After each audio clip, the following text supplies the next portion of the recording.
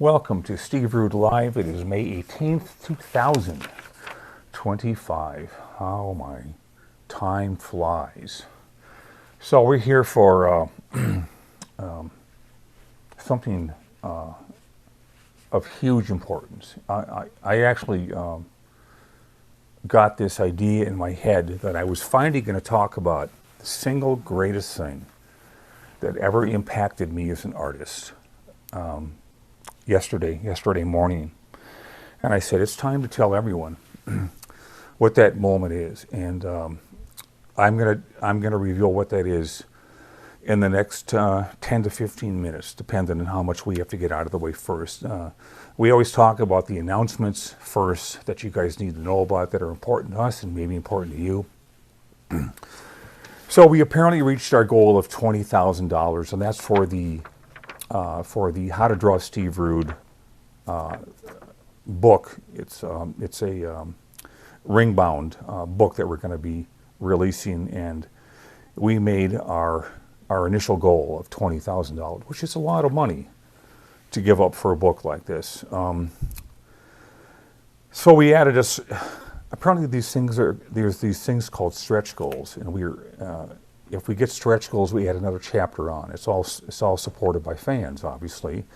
And the stretch goal that we got, by the way of the 20,000, is a chapter in hands, a subject that I really am not too fond of, but that's just too bad. Yeah, you asked for it, you paid for it, you're going to get it. Our next backer kit community for the next poll is a $30,000 stretch goal. And I said, well, what is this $30,000? What do you get for that? Because I'm reading this like you guys read it here. Well, apparently it's something that you guys decide. So I'm at your mercy as to what you guys want for this book here, which I guess is only fitting, right? You paid for it. It's going to be what you guys want. So we're just bringing up on this. The Rude Dude staff is trying to get you guys to keep this momentum going. For every 10 grand we raise. Now here's the part I like. You will be directly supporting the Dude and the Rude Dude staff for an entire month. Boy, that doesn't last long, does it? But this crucial support will enable us to continue providing free art lessons on this YouTube channel. Isn't everyone doing that nowadays? Dedicate more time and energy to crafting new and exciting Nexus stories. Well, that's true. We know how much you love Nexus, and your continued support will help bring more of it to life. Now, I can obviously confirm that because that's what I do all day. I'm either working on commissions, or I'm working on the next Nexus script, or I'm working on drawing the actual issue.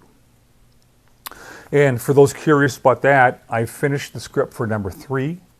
The first one, as some of you know, is The Coming of Gormondo. That was a 100-page story. The next 100-page story was the return, or the Battle for Thune World, and the third, at least 100-page story that I have yet to draw up yet, but the script is finished. I've got wild enthusiasm and approval for different people that have looked at it, written in, and I thought it was an A+ story, which of course they're right about, with all due humility. And that's going to be at least a 100-page story. It's called Return to Earth, where Sunny, Honey, and Nexus and Little Harry go back to Earth, which they have a very, very varied history of nefarious deeds that took place in very early Nexus issues. So we're returning to Earth to see what's going to happen to them. And then the issue after that, which is I've already got it completely plotted out, is being worked on as we speak. So as we're speaking right now, I'm over there. My other self is over there working on it. So, some of you were asking about the Captain Kirk painting that I showed you last week, which, lucky enough, I actually got finished. And if you guys want to see it, it's right here. I'm going to hold it up. Rather, I'm going to put it down. And that's what it looks like right there. I'm not too happy with the hands, but being sick to death of it as I was, that's, I signed it. There may be a couple other improvements that go on, but it was done, it was originally started with opaque watercolor, and I ended up finishing it for some reason with those acrylics from Golden, the flat style fluid acrylics from Golden, the Golden Company, yeah, which I have a good relationship with. So that's how Captain Kirk turned out. I seem to be doing these trademark squiggle things going on, and I think the reason I do those is to add some design elements into it, and to take it out of straight illustration. They just seem to come out of me, and it's kind of been going on for a while now. So let's remove Captain Kirk. This was on the illustration board, by the way. We're going to beam Captain Kirk out of there, and we're going to show you something else that I'm working on. This is a blowhard commission right here. That's how it's going to start out. It was you know, they let me decide what medium I want to work in, which is always nice to have that option. This is going to be in pastel. It's going to be in color. And where's my box of pastels? I believe they're way over here, and by God, if they aren't. There's my box of pastels. That's pretty much all I need. It's got every color there is for my needs. I've got tons of more pastels stored over there, but this is all I need right here. You see some of these guys in the art magazines, and they've got these rows and rows of these billion pastels. I think they just do that to impress people. They probably use 1/10 of that, like the always economical thinking dude here. But hey, they like to show off, so why not? Let them. You don't need half of that stuff. But to get it started, this is on Stonehenge paper, and we all know about Stonehenge because there's been some bands that have made a trip out there, and there's a lot of little men that hang out there that we're all familiar with. So that's how I'm going to get it started. Remember, you can use your fingers with this stuff. Where's a lighter color of blue that I need here? Is there a lighter color of blue? Yeah, that's it. So don't be surprised if we meet up with the little men of Stonehenge after we finish this painting right here. We're going to move that to the side. We're going to get rid of my pastels. Pastels get dirty, by the way, so we have to clean those off with a paper towel all of the time. Here's something that I wanted to show you. I did this up at the last minute here. This is what is considered a layout for a cartoon show. In this case, it would be my favorite cartoon show from the 60s, Space Ghost. Hello, Hound Dog. You want to get in the act here? She wants to make her commentary on the show here, but I'm not going to let her. She's always trying to hog the camera. This is what a potential layout that would be something that would be before the animation starts. The animation artist comes in. The animation artist has to work from something. They just want to animate. So they get a layout artist to get a pose. And they get a pose from here to say this guy is starting here and he's going to be thrown off screen. So this is what a layout artist would do. And it would say start. And they would do another drawing that would say stop. And the animation artist would get this and say, okay, I start here, and then I finish here. You guys get me so far? Well, of course, I have an intelligent audience, and of course, they follow very easily. So that's one way that somebody might draw that, see? Now, here's another way that you might draw that very scene right here. And if you look at the bottom of this, is there glare in that thing at all? Good. That's another way that a better artist might do it. And this was, I'm sure, drawn by Alex Toth, the guy that laid out at least 1/3 to 1/2 of the Space Ghost. Now you can see the difference in the dynamics of that pose, and the reason I'm showing you that is for that very reason. Now the other reason I'm showing you this is to show you the unbelievable complexity that goes on in a scene like this. First of all, you have to think of a pose that's dynamic enough to make the animation worthy enough to be toiled with in the first place. So he's got this fantastic pose going on. This is basically a still shot of him. This guy's got to be moving right here. You have to draw them both in exactly the right way. They can't be out of proportion of what they are in the model sheet. This guy has got to be exactly proportioned to the size of this character, Space Ghost. This guy is mostly being animated in this crazy kind of a wacky way, but he's got to be moving right. So how do you make him move right? Any different animators would make him move right or wrong. And then Space Ghost has got to walk up, after tossing this guy off screen, walk up and settle himself exactly at the right place and move this lever. And this guy is going to get hauled off by some robot of his own making.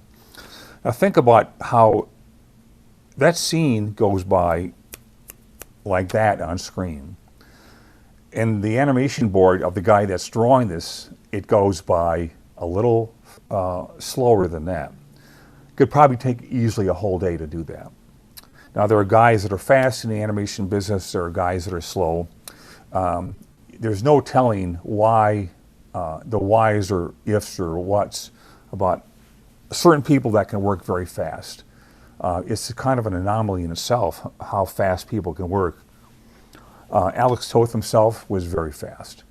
I don't know how fast I'd be with my limited abilities in animation, but that's why I practice so hard in my spare time about how to do this stuff. But I can tell you that it's very complex. It doesn't look complex, but that's why I study this stuff so hard. You find out when you study this stuff, it is much more complex than you could ever imagine. So you've got to get the toss right and the timing right with the toss. You've got to have him squirming the whole time. You've got to have the right arcs and the right timing to show him throwing this guy off screen. And then you've got to get these feet just walking just right to come up to the thing, the lever right here, in exactly the right position. That's math to me, and I have a real hard time with that. So if I haven't totally confused you enough, I'm happy to confuse you more. We had a question. Mark Jones asks, is the animation board considered a keyframe? Yeah, I would say that is a keyframe right there. You know, I got to tell you about the world of animation. You know, they all these terms that you know about and that they keep reinforcing, these are just terms. They're just words that people invent to keep the process clear. But they're just words. They're just they're words that people have invented. You can call them any damn thing you want. They serve a function, and obviously if people want to communicate with the often hundreds of people that go after and before them, you need terms. So they invent terms to make things clear. If you're working with 2 people or 3 or 4 or 5 people, those terms really aren't as vital as they are when you're working with tons of people. They wouldn't have a need to be invented. So remember, words are only important when the need to communicate them is far more important with a large group than a small group.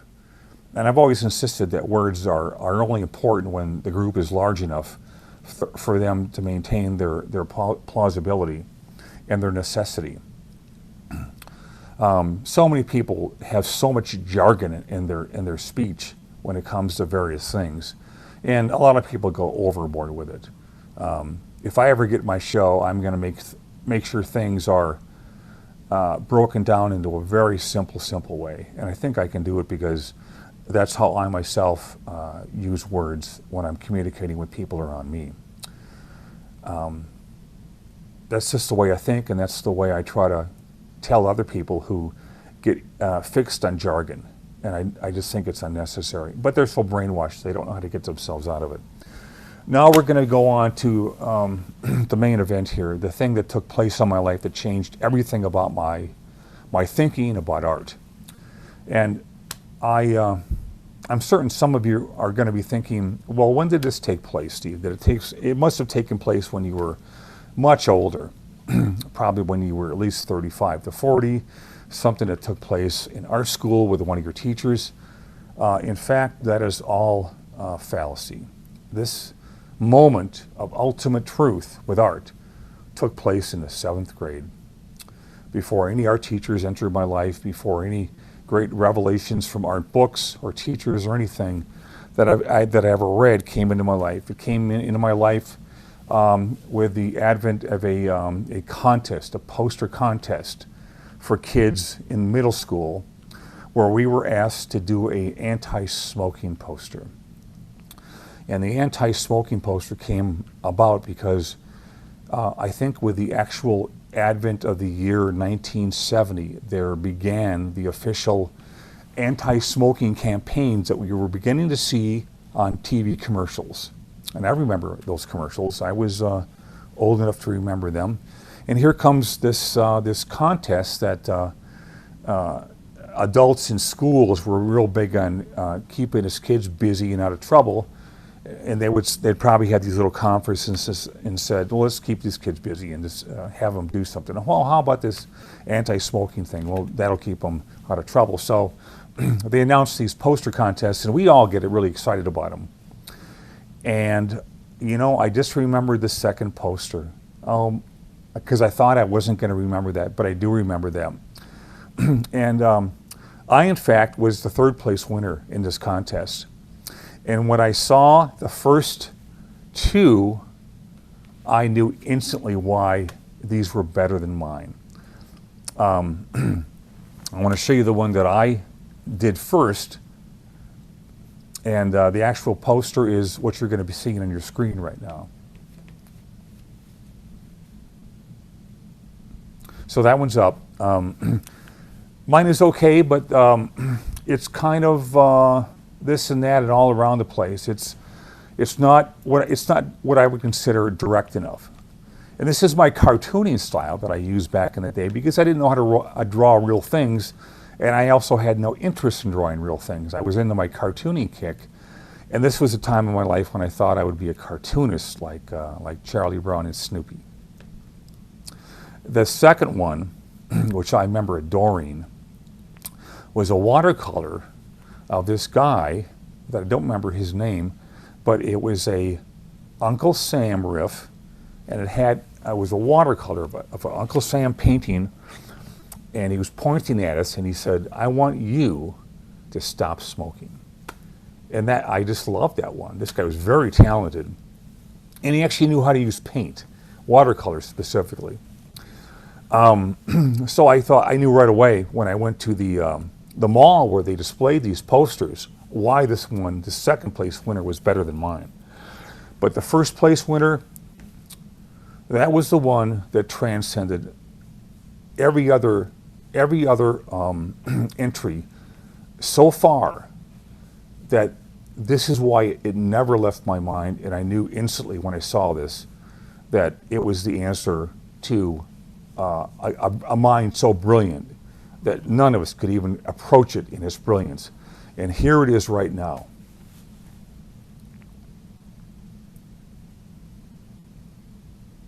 Do you guys see what I mean? Could anything be more direct, more simple, and more easy to read instantly than this poster right here? If you're looking at what I'm looking at, the answer is no. This piece was made out of cut-out paper. Everything about it was cut out. Now, I've simulated this image in Photoshop, but that's, to the best of my memory, is what it looked like. Cool it. A cigarette snuffed out on an ice cube. They were so brilliant, I never forgot it.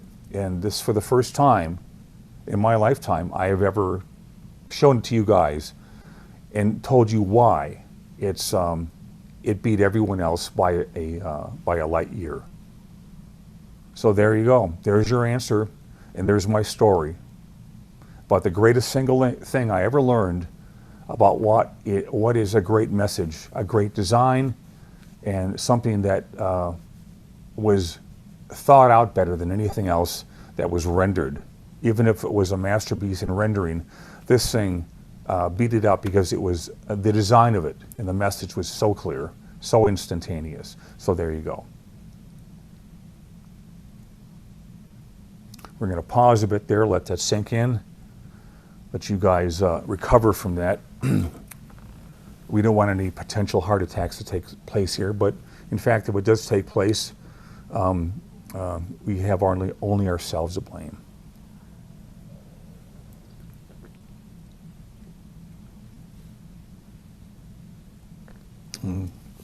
All right, the white dick is just showing up here, and we're just setting stuff aside for. We're going to get ready for the actual demo part of the sequence here, the live stream.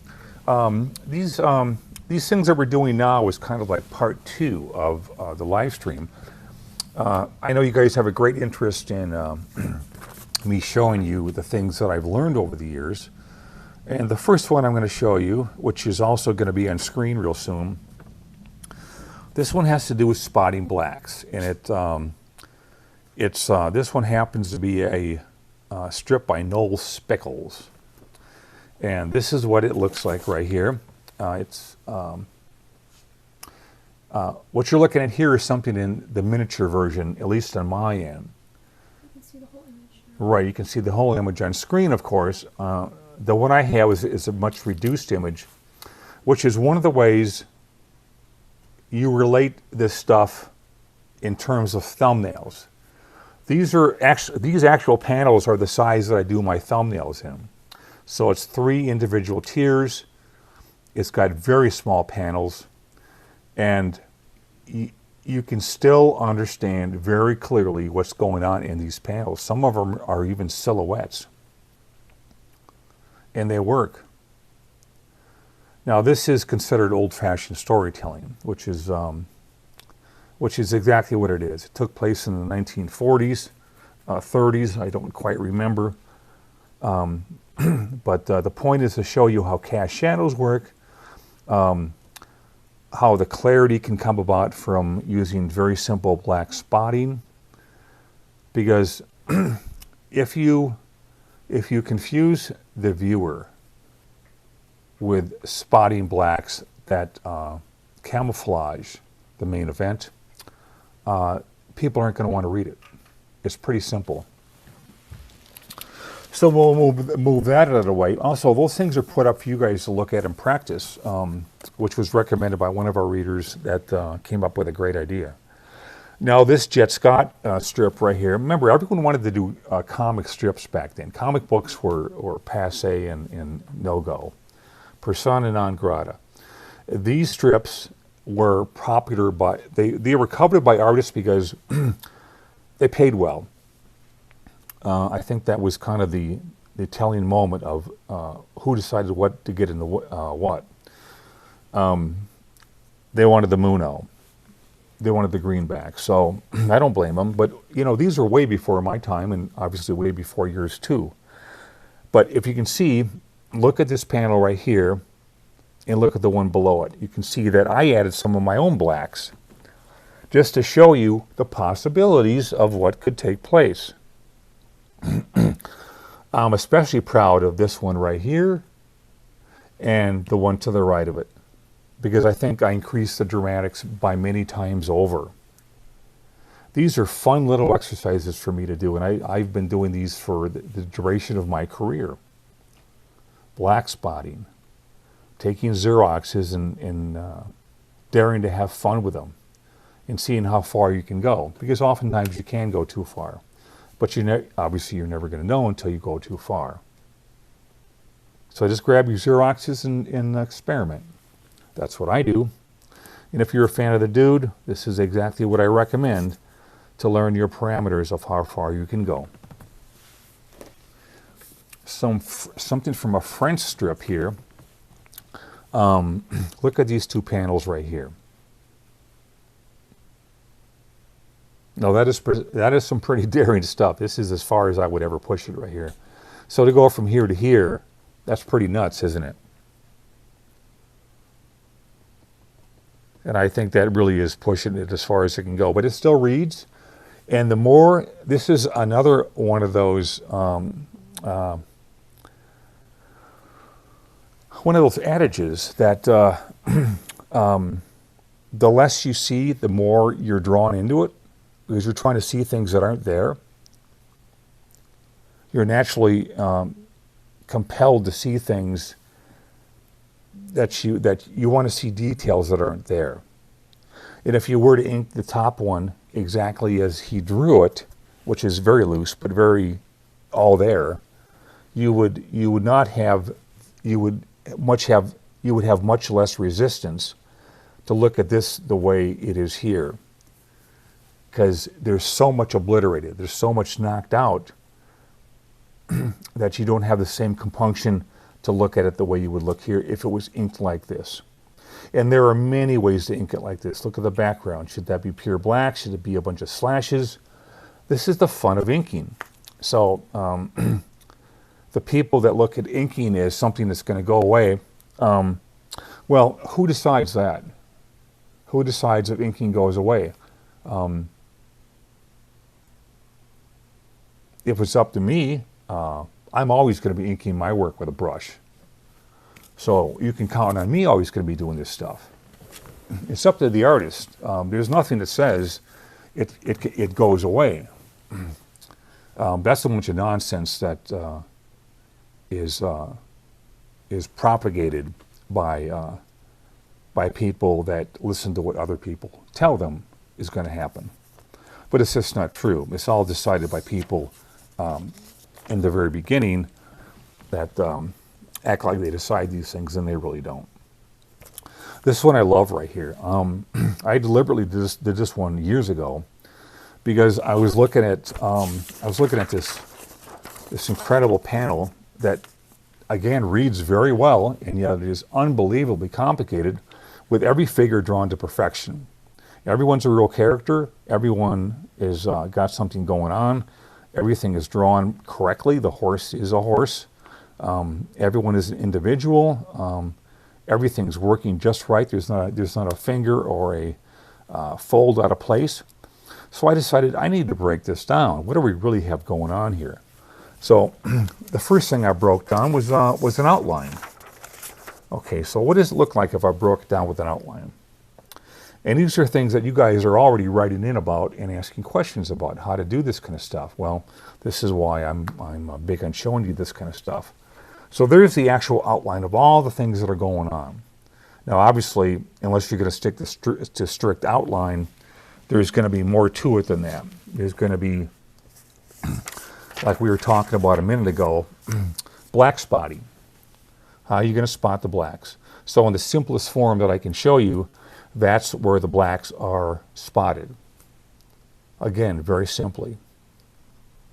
When you actually go in there and add blacks, there's going to be a lot of little tiny things, like there's going to be armor, textures, and things like that, and different feathering, and a sense of a grayscale with this or that. But essentially, that's what you're looking at. Now, if we go back to the final piece, you can see what I mean by grayscales. This is either the coloring, or reduced to black and white, or things like that to help it read. And that's what the finish ends up looking like. These are things that I show you so you can experiment on your own. If you're a curious guy like the humble dude here, these are things that hopefully will make an impression in your head. And I'm just here to kind of point the finger to the light and say, go in that direction and experiment and obviously have fun. If it's not fun, we would never do this stuff. What's another one here? Okay, well, this Spider-Man panel. These are all things from my files that I've gathered here. You talk about incredible dynamic composition here. Now, I don't got to tell you what you're looking at here, do I? You guys are too smart for me to have to fool you like that, because I think you already know what I'm going to point out here. First of all, there's this. There's this. Remember I said you can break down everything into straight C and S curves. This is a C curve right here. It's just a C curve. And this one right here is another C curve. I see it going like this. So there's like this, and it's the same kind of thing, but the way the figure is positioned, it has a whole different dynamic to it. This one is going up, and this one is going down. And of course, the great Sam Rosen sound effects are firmly intact here. It's and of course, you know what Romita, what the great John Romita learned from Kirby is on display right here. The foreshortening of everything. I've always been a huge Romita fan. I came in just after the Ditko age, and the first thing I noticed when I compared Ditko to the guy that I came in with, Romita, is that Romita could draw. Ditko was a stylist, and after you see someone that can draw, it's kind of all over for the predecessor here. Here's another, this is a example, a display of simplicity. Look at that face. For you guys that go through all this, this rendering stuff, how much is really rendered there? When you look at that face, what you're looking at is very shamefully an example of someone that knows how to draw. Everything is there. And when you see a guy that knows how to draw, there's nothing that he's hiding behind. Everything is right there with no gimmickry. There's no weird shadows in her face. There's nothing but a well-constructed head. And it's so well constructed that that's how you know this guy really knows how to draw. Proportions are perfect. Everything is symmetrical from side to side. The hands are gestured very good. I think when he gets to actual inking, he's going to give it a couple more exacting strokes to put the fingers on exactly what they're going to be more correct looking. But this is exact, loose as it is. The gesture is perfect. But this face, especially in the hand gesture, it's classically perfect. I'm astounded by that, and it looks like a real person. Just amazing. I strive for this stuff all the time, by the way. Talk about simple. Okay, here's another Romita page right here. Basically, there's very few backgrounds in here. For one, Stan likes to crowd the page with all this dialogue.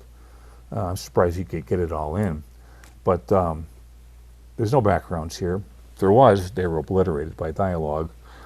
Here's one here and here's one here. But this kind of stuff right here, I mean, thank God there's some open space here, because everything else is so crowded with dialogue here, which is probably all excellent. Because when I would read Stanley's dialogue, I would be laughing out loud, because even though it was tight and there was a lot of it, he was so good at making this stuff up. I was talking to Romita one day, John Romita, and I had such a good time talking with him over the phone. One day I actually made a trip out to see him in Queens, and it was such a good time. Such a humble man. But I talked to him on the phone many times, just for the reason to boast about how great he was to me and how much he affected me, and the brilliance of the things that he did in his Spider-Man books that just affected me in a way that's hard to overestimate. From the poses he thought up with, to some of the acrobatics that he put Spider-Man through, to the handsomeness of his characters and his girls, but mostly the thing that he felt the proudest of, the reality of his storytelling, meaning that when he drew his characters and when Stan Lee filled in the dialogue, it felt like it was a real thing. And I think that's the bottom line for everything I've ever mentioned to certain comic book artists, is that I felt like when I was reading their stories, it felt like it was a real life. So when I would say that to everyone I've ever met that deserved that accolade, they were over the moon over that, because they actually created fiction that was so real, it felt like exactly like it was coming out of a real life moment. So just wonderful, wonderful stuff. I guess now we're going to come to the stage now where I grabbed a couple things from that French artist. I copied the drawings with pencil smears and all of this one and this one. We're going to get some nice close-ups going on here. And we're going to bring the ink over that I hopefully won't spill. Fortunately, I did not. And then I basically drew it in as loose as the guy himself drew it. But I want to tell you, there's a lot more to this than what you may see at first. And I'm going to go into that before I actually start inking right here. Here's what I need to explain to you guys. First of all, I needed to get the gesture down, and this is a lot more trickier than than it looks like at first. I actually had to do plumb lines to show where things ended up because they didn't come automatically. My head was like it went down to here, well, my leg came down to there. This thing, my head was over here when it should have been over here. And I could only find that out through plumb lines that I would draw in. So I would change it and change it until I got the plumb lines right. And my eyes did not see those at first, so I would correct them until they're done. So what do we have here? We have a guy with a mustache. We have a certain kind of eyes, a certain kind of head shape. He doesn't have all this hair. He's got a Western tie kind of thing on because it's a Western. He's got a certain kind of coat. Well, how far does the coat go down on a body? He's got a vest on. Well, does the vest have pockets? Are they here? Are they up here? String tie, that's what I meant. And he's got a jacket on. And how far does the jacket come up? Especially, in the shoulders of jackets always come up to the very seam up here. That's to make guys look like they have bigger shoulders. What do the pants look like? What are they made of? Because that will determine the kind of folds that they have. They all wear cowboy boots. And why do they have heels in cowboy boots? Because when they're in the stirrups, they want to make sure that the stirrups stick up in here, so they need that heel space so that they're not they don't slip out. They hang into with the stirrups because otherwise they'll fall out. The shoes will fall out of the stirrups and they'll go flying. So the material has a lot to do with it. The guns, how do they fit into their hands? All this kind of stuff. This is the same guy. What does he look like from a down view? What is his hair? How is he losing his hair? There's a male pattern baldness. Where does it start losing? What does his head look like for the same guy from a down shot? You got to make it look like he's the same guy. He's got hands that look like they're all starting in the rigor mortis stage for dynamics. I'm going to have his thumb cock back the trigger there, just for variety and to show that that's the way guns actually work. You hit the trigger and you're going to fire the gun. And the string tie is going to go flying this way. This is going to go flying this way. So there's all these considerations going on here. And these are things that 90% of you aren't going to think about before you draw these things. This is the kind of stuff that cranky old Alex Soth would go into with anyone who dared to ask him a question or get a critique from him. Whether it was true or not, he would just launch into you and tell you that you should go back to milking cows for a living. So I'm going to start off by not looking at this stuff. I don't need it at this point. And I'm just going to grab this pen point with ink that I have filled up, and I'm going to see if I can make this work. Now, the first smart thing that I'm going to do, which is what I usually do, is grab one of these underhand sheets right here.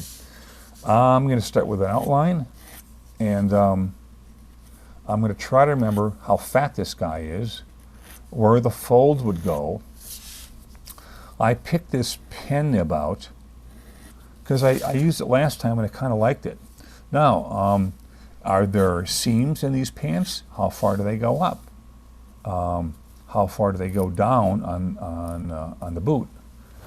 And how do boots look like from this upward angle right here? Well, boots actually tip up a little bit if you looked at them carefully.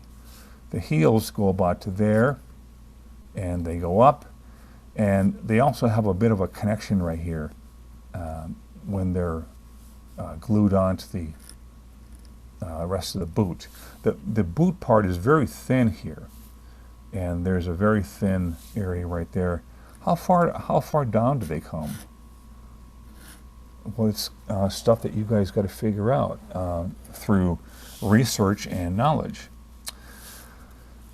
And does he have a belt on? Well, I'm going to assume he does. I think the vest is going to come down to there. Now, guys and girls have different vests that cross over. I think a girl comes this way and a guy goes that way. We're going to dip, dip, dip, dip, dip. And this is going to come up and do the shoulder thing, so the guy has broad shoulders.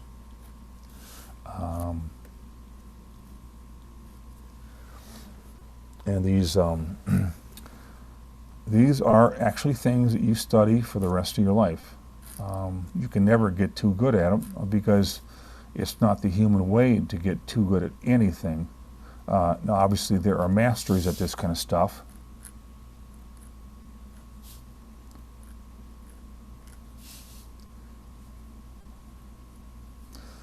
Does he have gloves on? Does he?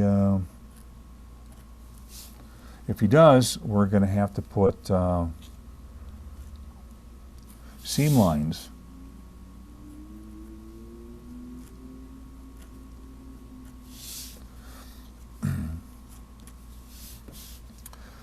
And we're going to have to line up these this collar exactly where it is in the middle of where his shirt aligns. And this part stays intact also. It also has to be pretty much the same on the other side. We've got to shove this thing back in here. It's getting kind of long. So we're going to shove it back in.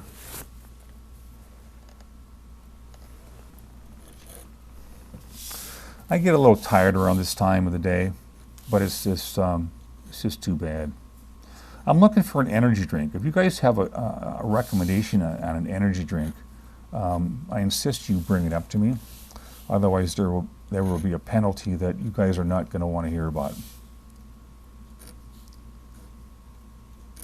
I know enough about folds to kind of give me a reasonable facsimile of what they would look like if we take on the challenge of thinking about what they would do. How did their folds go in the crotch area? What about the side pockets? Well, he's got the seam going up there. I'm going to put a seam there.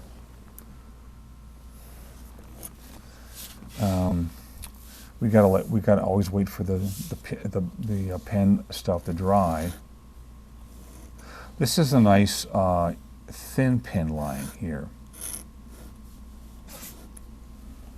Flowhard has a cold. Donate your blowhard cold medicine to the address seen on your screen, and I'm sure she'll be thanking you for that. And send your milk bones to the same address. She's very big on milk bones. Here's our little... And fat guys, you know how the fat guys are. They kind of bulge out, and the buttons would be like that, and they kind of, you know, they radiate from there. I'm sure this guy would have a kind of a sense of that too, to show that he's kind of that kind of thing going on. Oh, there's a wide shoulder stuff going on again.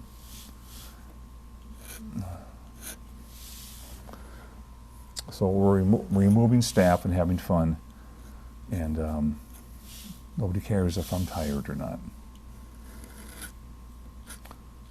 But Yeah, energy drink. Yeah, lay it on me, man. Okay, so we got to make this guy look exactly like the guy next to him there. This is where you might want to slow it on a little bit.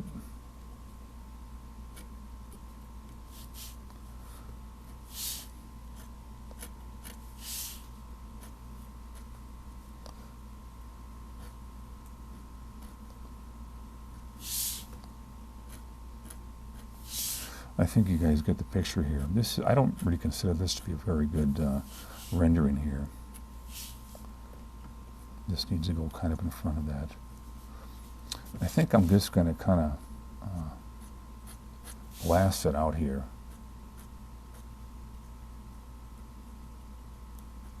Kind of in a Gibson flag kind of style here.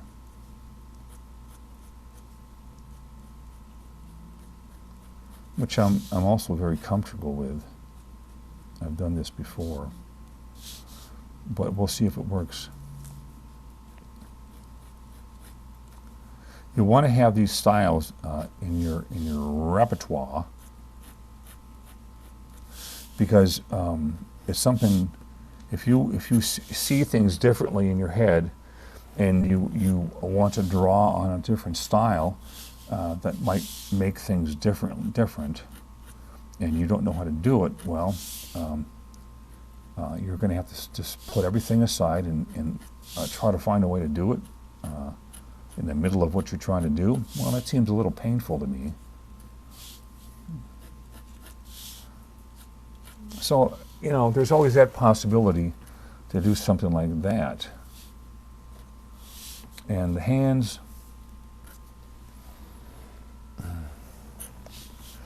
And what are we going to do about over here?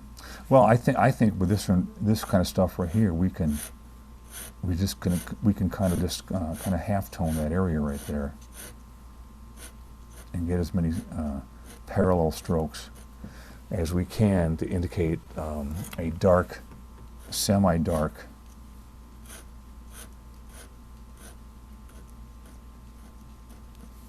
colored cloth going on there. I've been working on this kind of stuff, this look, God, since back in Madison. That's a long time ago. It's been at least 35 years. And sometimes I would be proud that I kind of half figured out. You know how that goes. And other times I would go to bed with a frozen scream on my face. You know how that goes too.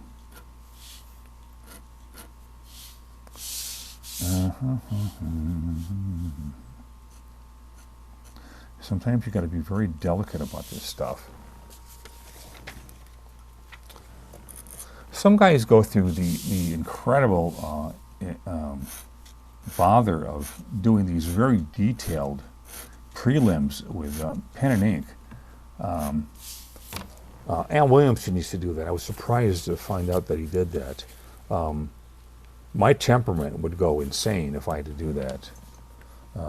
There's a lot of me that insists on going by the seat of my pants. And that all depends if I'm wearing the right kind of pants, obviously, but I think that there needs to be some kind of danger involved. That simply puts me in the way of the train, the oncoming train. I think that's also part of my temperament. So you can see, you know, the nice blobs that are coming out that ruin everything. I mean, that's all part of the danger that you don't want. So definitely do not follow my lead on that. How did that happen? I don't know. I simply don't know.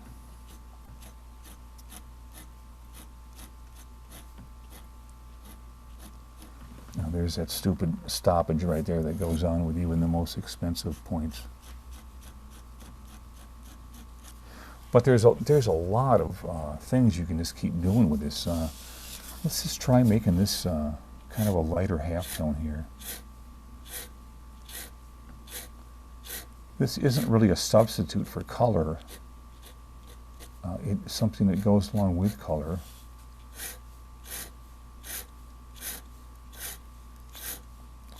I had a funny story where I challenged somebody when I moved to art center in LA, and I said, let's try this right here. It's kind of fun.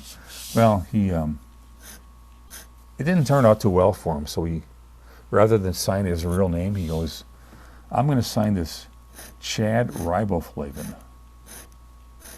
I said, "That's a good idea. If you don't want anyone to know who did this, then Eric, no one will ever know who did this." Smart call.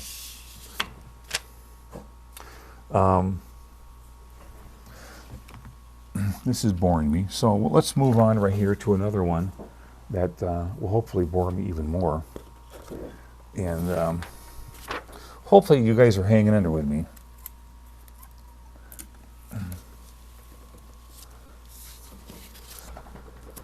Oh, woe is the dude. Can I have a break here, guys? Flowhard, you want to give me a foot rub? Flowy? Hound dog? Wait, is that a yes?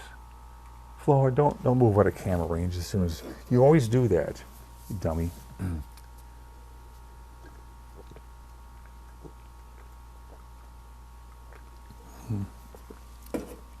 Yeah, lately I've been wanting to find out an energy drink, and I got a recommendation from my friend Cutter Hayes, and it was it was some kind of a toxin that was hopefully not toxic, lest the dude live prematurely and die prematurely. That is supposed to have this, and this, and this. A very minimum of caffeine, the Reese's Queen, which I was kind of looking for in the first place. Can I continue with this? I'm just so tired right now. We're almost an hour in, 53 minutes. Is that right? Yeah. Well, I say if we're an hour in, then I've done my duty to you guys. Why don't we finish this up next week when I'm coherent? By then, maybe we'll have tried this new Chad riboflavin mixture of certain oriental toxins to keep me from getting tired during the day, which I absolutely hate. The day is for producing, getting stuff done. The night is for sleeping, unless you're Jack Kirby and you sleep 3 hours a night in the day or whenever you decide to work, and every other open minute is for working. I want to be like Clinton and Kid Rock, who never sleep. That's the way I want to be. I'll have to talk to those guys in the watch line. Okay, well, today we found out my big secret. I hope that was of value to you. I can't imagine that it wasn't. That is the story of where I got my single greatest idea about people that design. It is design first and everything else second.